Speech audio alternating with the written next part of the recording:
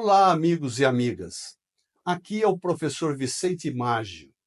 E o vídeo de hoje vamos explorar um tema sensível e historicamente relevante: a previsão de pena de morte no Brasil para alguns crimes militares em tempo de guerra e uma breve análise da evolução histórica do direito penal. Evolução histórica do direito penal. Podemos identificar três períodos distintos na história do direito penal. Período greco-romano, que foi do século VII a.C. ao século V depois de Cristo.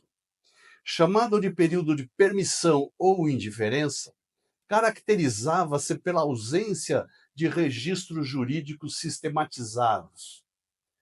Durante essa época, o Estado ou o chefe tribal podia permitir ou ignorar práticas que posteriormente seriam consideradas crimes.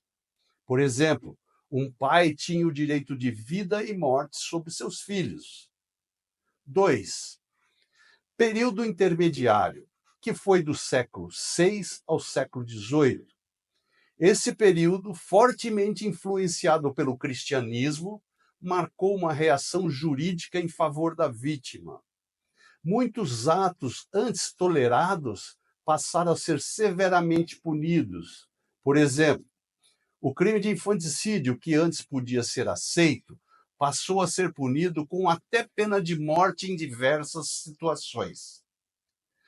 Durante o período colonial brasileiro, regido pelas ordenações do reino, a pena de morte era aplicada em cerca de 80 delitos.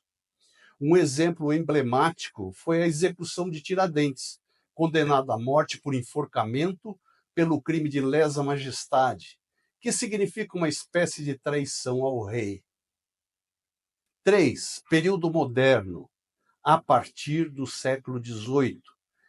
Influenciado por ideias humanitárias, especialmente as do jurista italiano Cesare Beccaria, no livro dos Delitos e das Penas, em 1764.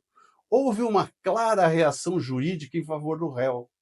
As penas começaram a ser aplicadas de forma menos severa e a pena de morte passou a ser amplamente abolida. O direito à vida na modernidade. O direito à vida passou a ser expressamente garantido em marcos como a Declaração Universal dos Direitos Humanos, ONU, 1948, a Convenção Americana sobre os Direitos Humanos, Pacto de São José da Costa Rica, 1969, a Constituição Federal Brasileira, 1988. Os tratados internacionais determinavam que, uma vez abolida a pena de morte para civis, ela não pode ser instituída novamente. Pena de morte no Brasil. A última execução de pena de morte no Brasil ocorreu em 28 de abril de 1876, quando o escravo Francisco foi enforcado no município de Pilar, Alagoas, por assassinar o capitão João Evangelista de Lima e sua esposa, Josefina. 14 anos depois, a pena de morte em tempo de paz foi abolida oficialmente no Brasil com a promulgação do Código Criminal da República em 11 de outubro de 1890. Mas ela não foi abolida para certos crimes militares em tempo de guerra. Previsão na Constituição e na legislação militar. A Constituição Federal de 1988 afirma que não haverá pena de morte, salvo em caso de guerra declarada, nos termos do artigo 5º, inciso 47, a linha A. Para isso, é necessário que o presidente da República declare guerra, no caso de agressão estrangeira, com autorização do Congresso Nacional. Artigo 84, inciso 19. O Código Penal Militar, que é o Decreto-Lei número 1001 de 1969, estabelece que a pena de morte nos casos de condenação por alguns crimes militares em tempo de guerra será executada por fuzilamento.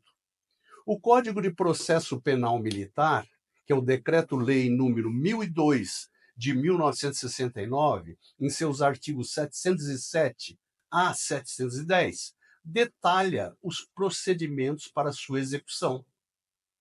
São exatamente 32 crimes militares em tempo de guerra que estão sujeitos à pena de morte, previsto entre os artigos 355 a 408 do Código Penal Militar.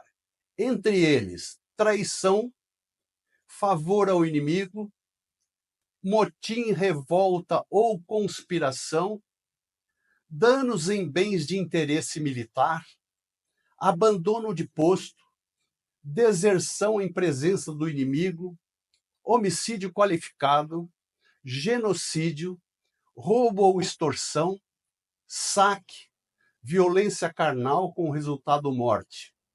Reflexão final. Esse tema nos convida a refletir sobre o equilíbrio entre a justiça, direito e humanidade.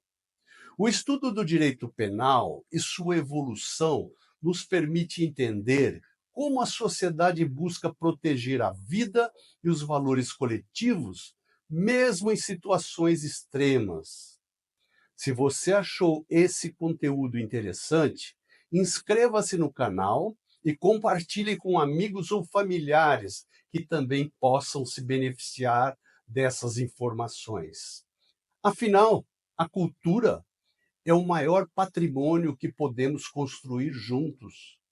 Muito obrigado pela atenção e espero você no próximo vídeo.